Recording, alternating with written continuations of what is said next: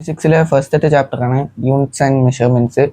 നമ്മൾ കഴിഞ്ഞ തവണ കെമിസ്ട്രിയിലെ ഫസ്റ്റത്തെ ചാപ്റ്റർ ആയിട്ടുള്ള some basic concepts of chemistry എടുത്ത് തീർത്തിട്ടുണ്ടായിരുന്നു.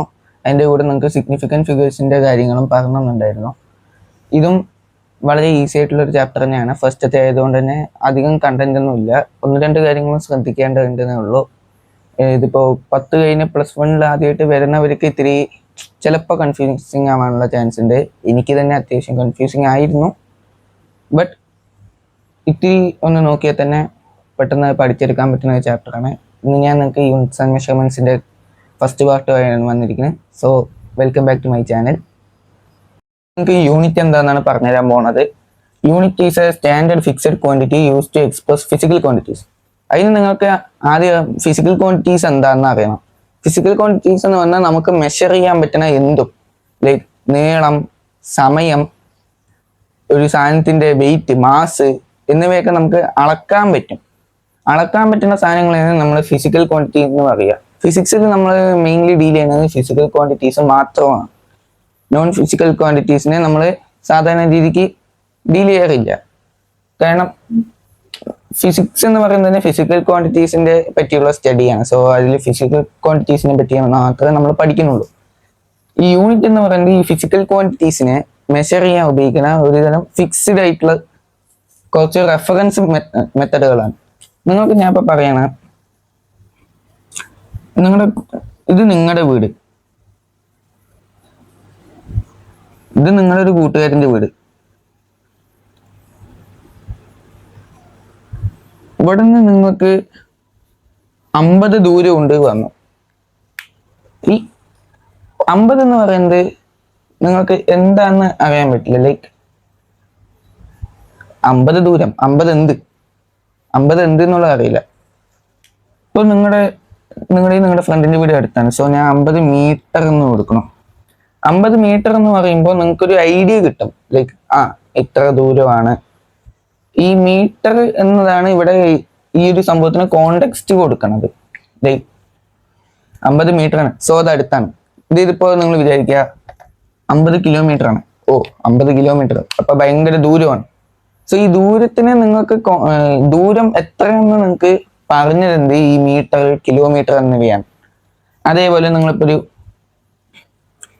അരിച്ചാക്ക് എടുത്തു എന്ന് വെക്കുക.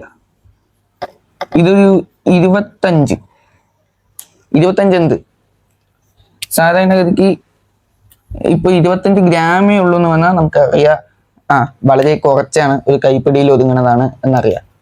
ഇതിപ്പോ 25 കിലോഗ്രാമാണ് കൊടുത്താൽ ഒരു ചാക്കിൽ ഒതുങ്ങണ അത്യാവശ്യം തൂക്കമുള്ളതാണ് എന്നറിയാം. സോ ഇവിടെ ഈ കിലോഗ്രാം, കിലോമീറ്റർ എന്നിവയാണ് നമുക്ക് എത്ര ദൂരമുണ്ട്, എത്ര ലെങ്ത് ആണ്, എത്ര ഭാരമുണ്ട് എന്നിവയൊക്കെ നമുക്ക് പറഞ്ഞിട്ടുണ്ട്. ഇങ്ങനത്തെ ഈ കോണ്ടെക്സ്റ്റ് കൊടുക്കുന്നത്, അതായത് ഇവിടെ എന്താണ് സംഭവം പറയാൻ ഉദ്ദേശിക്കുന്നത്, അതിനെയാണ് നമ്മൾ യൂണിറ്റുകൾ എന്ന് പറയുക. ഇവിടെ ഇപ്പൊ കിലോമീറ്റർ ആണ് നമുക്ക് യൂണിറ്റ്, ഇവിടെ കിലോഗ്രാം ആണ് യൂണിറ്റ്. നമുക്ക് ഈ രണ്ട് സംഭവങ്ങളാണ് എന്തിനെ പറ്റിയാണ് നമ്മൾ പറയുന്നത് ഒരു ഐഡിയ തരാനത്. ഇപ്പൊ യൂണിറ്റ് എന്താണെന്ന് മനസ്സിലായിട്ടുണ്ടാവും. വളരെ സിമ്പിൾ ആണ്. Standard reference quantity use to measure physical quantities. അതായത് ഫിസിക്കൽ ക്വാണ്ടിറ്റീസിനെ അളക്കാൻ ഉപയോഗിക്കുന്ന ഒരു റെഫറൻസ് മെത്തേഡ് തന്നെയാണ് നമ്മൾ യൂണിറ്റ് എന്ന് പറയുക. സോ നമുക്ക് അടുത്ത ടോപ്പിക്കിലോട്ട് കിടക്കാം. എന്ന് പറയുന്നത് നമുക്ക് 3 സിസ്റ്റമായിട്ട് കണക്കാക്കാൻ പറ്റും. FPS system, CGS system, MKS system. FPS system ഉദ്ദേശിക്കുന്നത് ഫുട്ട്, പൗണ്ട്, സെക്കൻഡ് ആണ്. CGS എന്ന് ഉദ്ദേശിക്കുന്നത് സെന്റിമീറ്റർ, ഗ്രാം, സെക്കൻഡ് സിസ്റ്റമാണ്. MKS സിസ്റ്റം വന്നിട്ട് മീറ്റർ, കിലോഗ്രാം,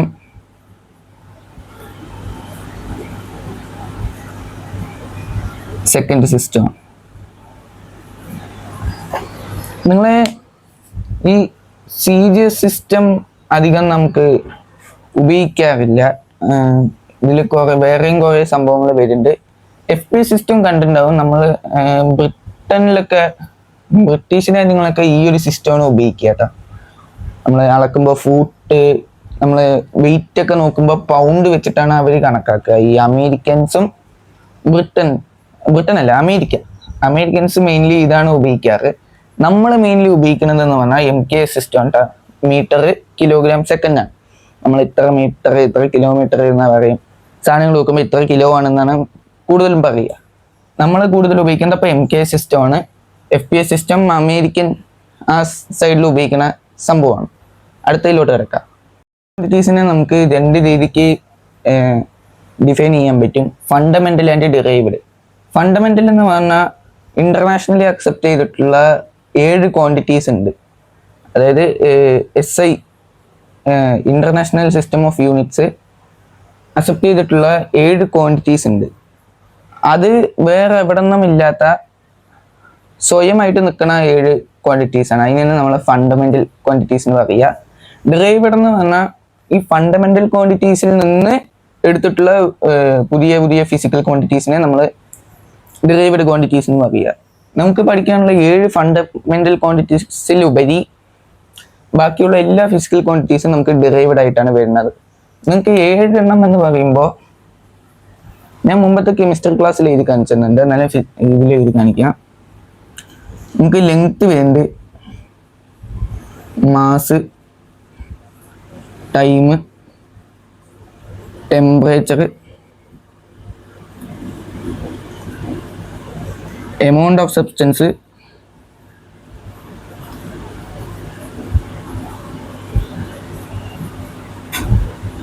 കറണ്ട്, പിന്നെ luminous intensity.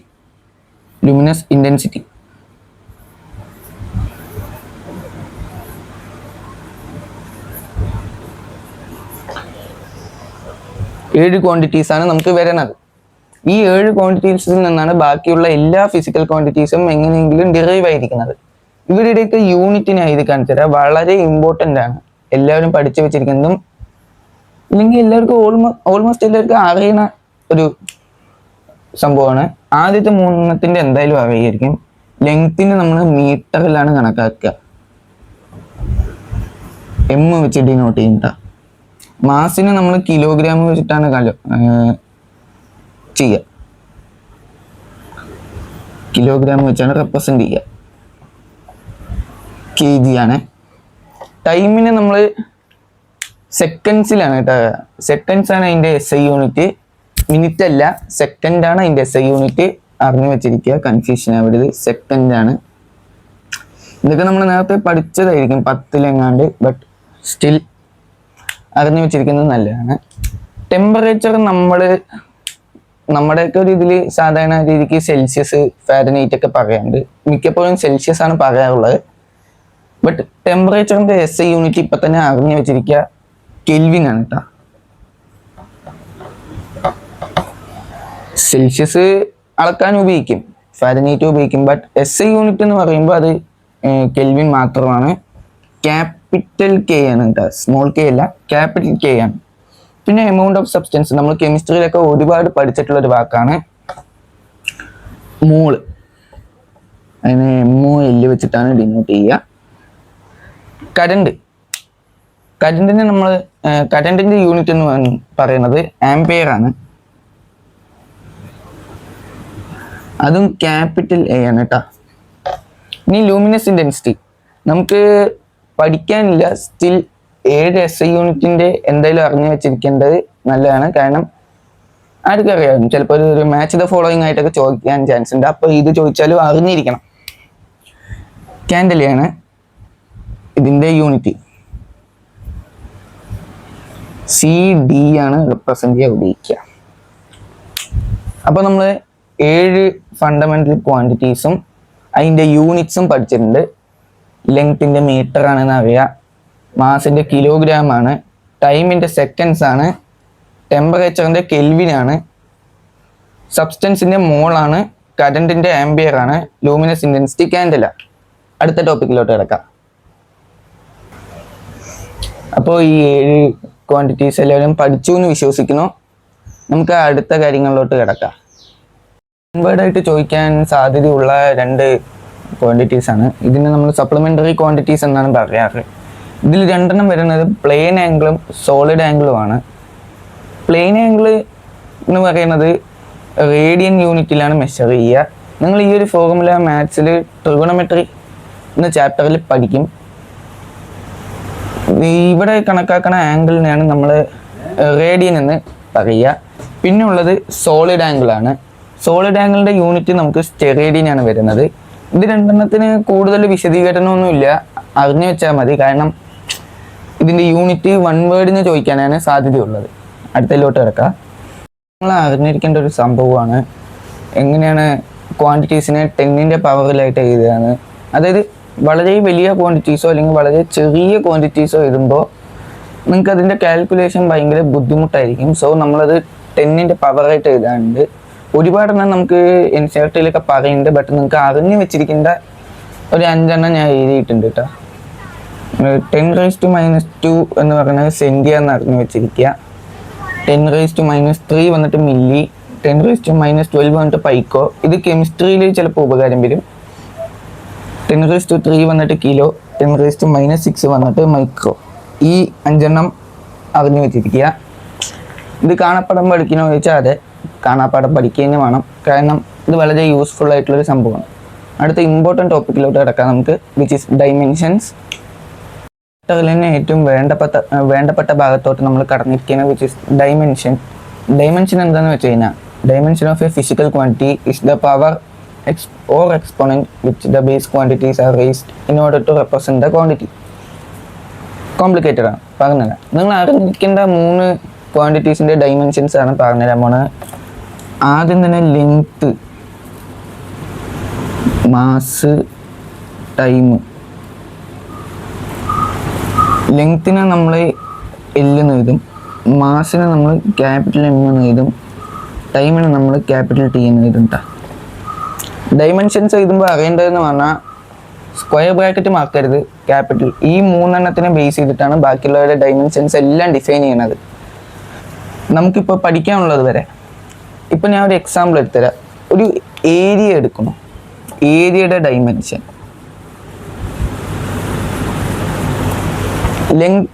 Length into breath ആണ് ഏരിയ. ഒരു സ്ക്വയറിൻ്റെ ഏരിയ എന്ന് നിങ്ങൾക്ക് ആയിരിക്കും. ഏരിയയുടെ വന്നിട്ട് L/B ആണ്. നമുക്ക് ലെങ്ത്തിൻ്റെ അറിയാം L ആണ്. ബ്രെത്തിൻ്റെ എന്താണെന്ന് ചോദിച്ചാൽ ബ്രെത്തും ഒരു വിധത്തിലൊരു നീളം തന്നെയാണല്ലോ.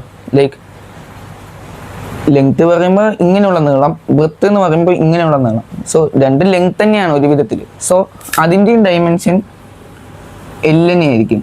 അപ്പം L/L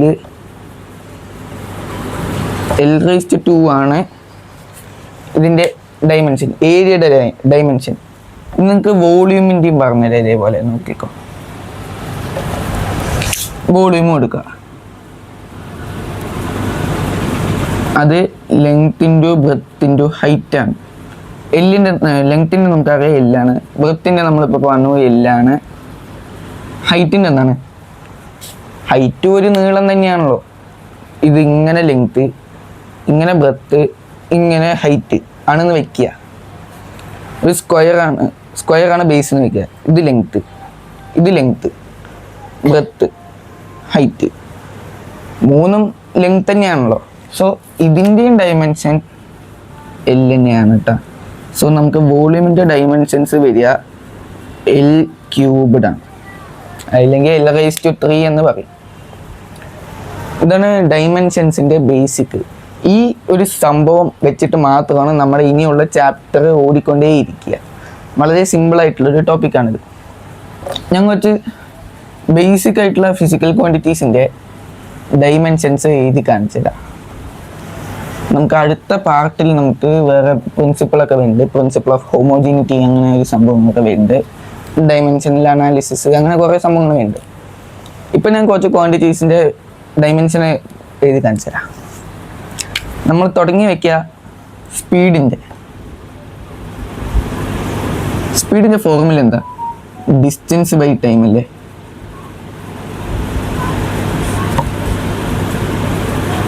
ആണ്. ദാറ്റ് മീൻസ് ഡിസ്റ്റൻസ് എന്താണ്? ഒരു ലെങ്ത് തന്നെയാണ്, ഒരു നീളമാണ്. ഇത്ര ദൂരം എന്ന് പറയുമ്പോൾ ഇത്ര ഡിസ്റ്റൻസ്. ബേസിക്കലി അതിൻ്റെ ഡൈമെൻഷൻ ഇല്ല എന്ന് പറഞ്ഞു വയ്ക്കുക. ടൈമിൻ്റെ നമ്മൾ പറഞ്ഞിരുന്നു T. ഞാൻ ഡെഫിനിഷനിൽ നേരത്തെ പറഞ്ഞു എക്സ്പോണൻ്റ് ആയിട്ടാണ് എഴുതേണ്ടതെന്നാണ്. ഇതിപ്പോൾ ഫ്രാക്ഷനിലായിട്ടാണ്. ഇതിന് എക്സ്പോണൻ്റായി എഴുതുക പറഞ്ഞാൽ ടീനെ മേലേക്ക് കൊണ്ടുപോകണം. സോ ടീൻ്റെ പവർ ഇവിടെ 1 ആണല്ലോ, എല്ലിൻ്റെ പവർ ഇവിടെ 1 ആണ്. ടി മേലേക്ക് പോകുക എന്നുള്ളതിൻ്റെ അർത്ഥം ഇവിടെ T⁻1 ആണെങ്കിൽ മേലെ പോയ -1 ആവും കേട്ടോ. മാത്സിൽ അറിഞ്ഞിരിക്കേണ്ട വളരെ ഇമ്പോർട്ടൻ്റ് ആയിട്ടുള്ളൊരു കാര്യമാണ്. അതായത് താഴെയുള്ള ആൾ മേലെ പോകുമ്പോൾ നെഗറ്റീവ് എക്സ്പോണൻ്റ് ആയിട്ടാണ് പോവുക. ഇതറിഞ്ഞ് വയ്ക്കുക. വെലോസിറ്റി എടുക്കുക. വെലോസിറ്റി ശരിക്കും എടുക്കേണ്ട ആവശ്യമില്ല, എന്നാലും ഞാൻ പറഞ്ഞുതരാമല്ലോ, എൻ്റെ ഒരു ഉത്തരല്ലേ. വെലോസിറ്റി പറയുന്നത് ഡിസ്പ്ലേസ്മെൻറ്റ് ബൈ ടൈമാണ്.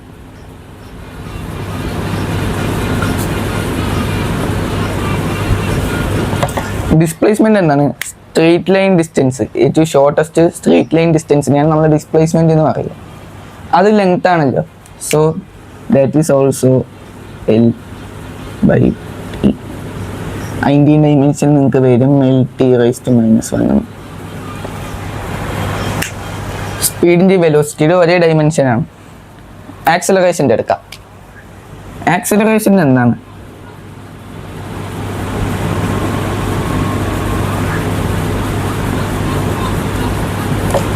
Spelling mistake.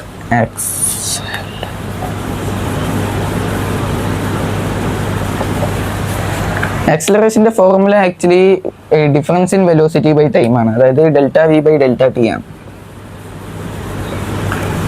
ഈ ഡെൽറ്റ എന്ന് പറഞ്ഞാൽ just final by minus initial, അതായത് ഡിഫറൻസിനെ കാണിക്കാനാണ്.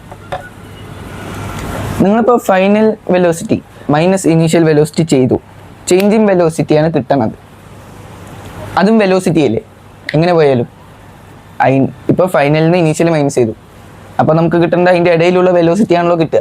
സോ ചേഞ്ച് ഇൻ വെലോസിറ്റിക്കും വെലോസിറ്റിയുടെ അതേ ഡൈമെൻഷൻ നമ്മൾ ഇട്ട് കൊടുക്കും, L⁻⁻1 ബൈ ടൈമിൻ്റെ ഡൈമെൻഷൻ നമുക്കറിയാം T ആണ്. T⁻1 എന്ന് എഴുതാം വേണമെങ്കിൽ. T⁻1 മേലെ പോകുമ്പോൾ L⁻⁻1 ഇൻറ്റു T⁻⁻1 എന്ന് വരും. നമ്മുടെ കൂട്ടത്തിൽ എക്സ്പോണർ റൂൾസ് അറിയുന്നവർക്ക് മനസ്സിലാവും, ഒരേ ബേസുള്ള ക്വാണ്ടിറ്റീസ് തമ്മിൽ മൾട്ടിപ്ലൈ ചെയ്യുകയാണെങ്കിൽ അതിൻ്റെ എക്സ്പോണൻസ് തമ്മിൽ നമുക്ക് ആഡ് ആക്കാൻ പറ്റും. സിമ്പിൾ ഭാഷയിൽ എഴുതി തരാം. ഇപ്പോൾ A⁻m into A⁻n is equal to A⁻m+n. ഇതിലെ കണ്ടീഷൻ സെയിം ബേസ് ആയിരിക്കണം എന്നേ ഉള്ളൂ. ഇവിടെ നമുക്ക് സെയിം ബേസാണ് ടിയും ടിയും. സോ നമുക്ക് അവയുടെ -1 തമ്മിൽ ആഡ് ആക്കാം. സോ -1 + -1 എന്ന് പറയുന്നത് L⁻⁻2 ആണ് കേട്ടോ.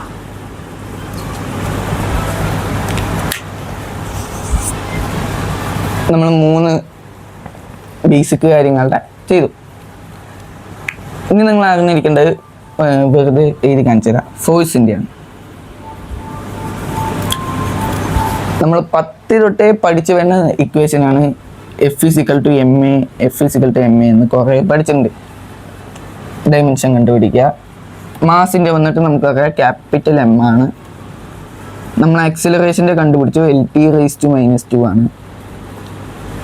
രണ്ടും കൂടി ഇൻറ്റു ചെയ്താൽ നിങ്ങൾക്ക് ഫോഴ്സിൻ്റെ കിട്ടും mL⁻⁻2 എന്ന് കിട്ടും കേട്ടോ.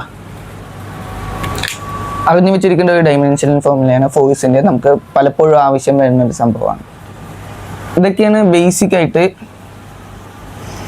നിങ്ങൾ അറിഞ്ഞിരിക്കേണ്ട ഡൈമെൻഷണൽ ഫോർമുലാസ്.